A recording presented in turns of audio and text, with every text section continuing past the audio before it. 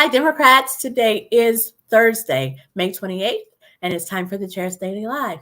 Happy Thursday. As you can tell from my voice, I've been sick.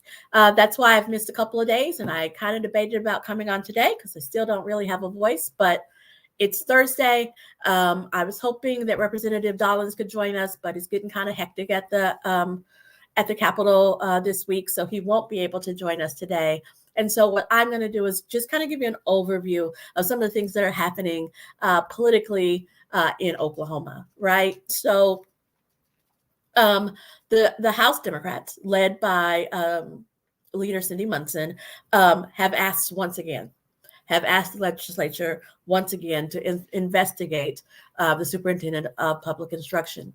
And so it seems like if we keep asking why, and they keep telling us no, why do we keep asking? And it's so, well, one, it's because they really do want the investigation. But two, we cannot normalize some of the things that he's doing. And some of the things that he's doing, it strongly appears that he is mismanaging funds by not holding clear ties on what money we spend. And then also there's the matter of him hiring someone to be basically his publicist to help him get on Fox News and OAN and Newsmax. Not real sure why Oklahoma taxpayers need to be paying for that. There's Class Wallet. There's the mishandling of the teacher bonuses. And all of those are the kinds of things that we need to get to the bottom of, because as taxpayers, we are actually paying for that. And we need answers. We need to get to the bottom of that. So the House Democrats are asking one more time, please, let's just do an investigation. And here's the thing. If we do an investigation and everything is kosher and copacetic, that's how you close the loop. That's how you get people to stop asking, is go ahead and consent to the investigation. Let us know what's happening. And then it'll go away. But here's some of the stuff that he's also doing that makes it a little suspicious. He holds his Department of Education meetings in a small that is not of the capacity so that the public can be in and viewing, which for Oklahoma Opens Meetings Act, the public can join in the meeting. They can't participate, but they can be there to witness. Now, he knows that the number of people who want to come keeps growing and keeps growing. He won't let the room keep growing. Secondly, now he's asking for folks to register and say, I plan on coming. I don't know if it's to screen folks. I don't know if it's to limit folks, but it seems limiting, right? And then last night, so because it's a short window, they only allow 10 people to speak. Folks have started camping out in chairs, no tents, no laying on the concrete, but folks have like you camp out for concerts so that they're guaranteed a seat inside the room. Last night, they decided, you know what, we don't want people camping out. We don't want people to try to gang the system that we've already ganged. And they put cords around the building and said, this is a public park, and public parks, an Oklahoma State Park and Oklahoma State Parks close at 11, so you can't be here. It's not listed on the state's website as a public park. And the parks on the website all list what days and times they're open. So they just said a thing because they knew that people couldn't do anything about it. What are you doing that you mind people watching you do? Again, another reason why we need just a simple investigation. So I don't know the I'm just going to call it the authoritarian way he's trying to lead things by limiting public comment, by limiting public witness. But that makes him more suspicious. So I just felt like I needed to talk about that. But while we're talking about teachers and schools and stuff like that, I will mention that Tulsa Public Schools, the school board just approved a $3,000 bonus to new teachers who join Tulsa Public Schools, providing that they come already having their teachers' certification. So that's a good news. So if the state gets their act together, plus Tulsa Public Schools, there will be more qualified teachers funneling into Tulsa Public Schools, which is our largest school district in the state. So hopefully that's good news. On the flip side of this, the epic embezzlement case is going on right now. The epic embezzlement cases where the leaders of epic charter schools allegedly stole money from that program rather than educating students. That case is going on right now. And yesterday, the state auditor the representative from the state auditors almost spent their entire day on the stand. That was almost the only thing that they covered because there were so many findings that that person had to be quizzed for the entire day. So we've got to get a handle on education in our state. It feels like there is too much loosey-goosey money involved in our education system that is not making it to the classrooms, that's not making it to improving outcomes for our students. And so we have to, the reason I'm talking about it is we have to keep it on the forefront. The reason why Leader Munson is asking for another investigation, because if we go silent, this kind of stuff will just keep happening.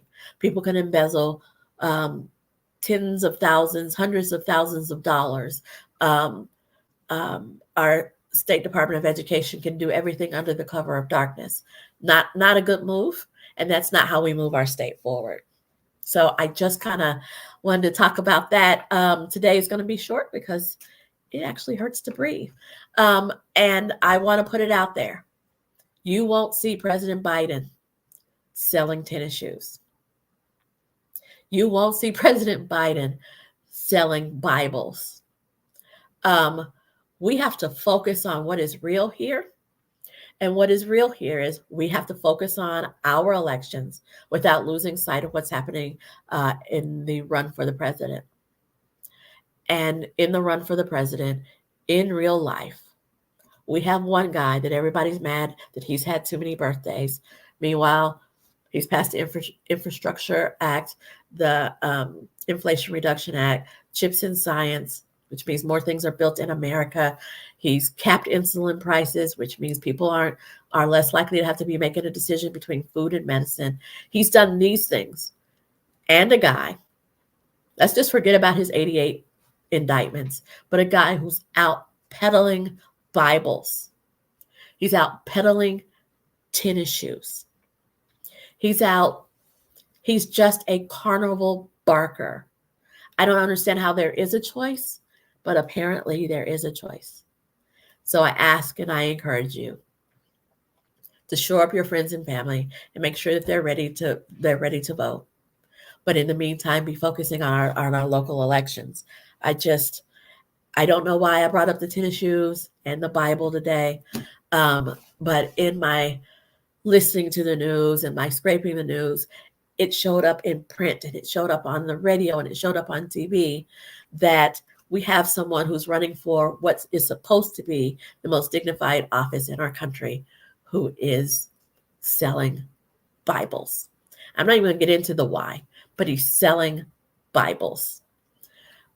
Folks, we cannot let the presidency of the United States of America, one of the greatest countries on earth, go to someone who would resort to desperate measures of selling tennis shoes and selling Bibles in the same breath. I participated on a panel at a university today, and to sit on a panel where people compared that candidacy to a guy who's still getting work done was incredibly frustrating. It was incredibly frustrating to try to align the two. When people talk about the difference in pricing and are you better off than you were 3 years ago, someone liked a post of mine from March of 2020. March of 2020.